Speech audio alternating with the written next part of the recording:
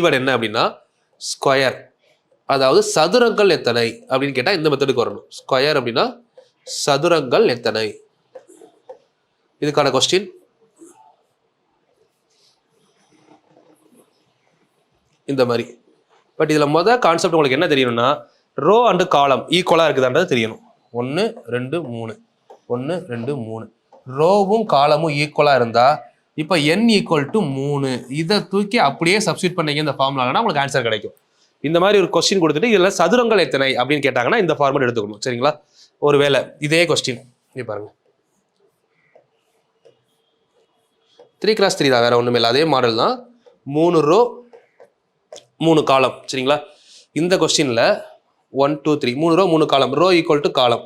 இந்த கான்செப்ட் வந்தாதான், ரோ காலம் ஈக்குவலா இருந்தாதான் இந்த ஃபார்முலாவே நம்ம யூஸ் பண்ண முடியும். சரிங்களா? இதுல கொஸ்டின் என்ன கேட்கறாங்க அப்படின்னு பாத்தீங்கன்னா, செவ்வகங்கள் எத்தனை,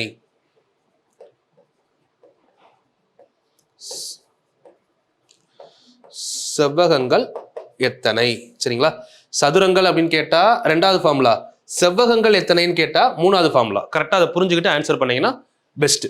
சரிங்களா? ஸோ இதுதான் வந்து டயக்ராம் மெத்தட் நான் சொன்னது உங்கள்கிட்ட. ஓகே, இப்போ இதில் ஒன்றும் இல்லை, எண்ணுக்கு பதிலாக 3 சப்ஸ்டிட் பண்ணால் என்ன வரும்?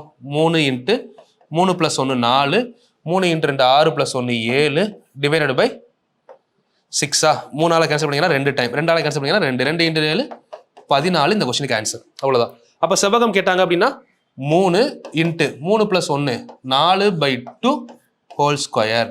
கேன்சல் பண்ணீங்கன்னா 2, 2 × 3 6 ஸ்கொயர் 36.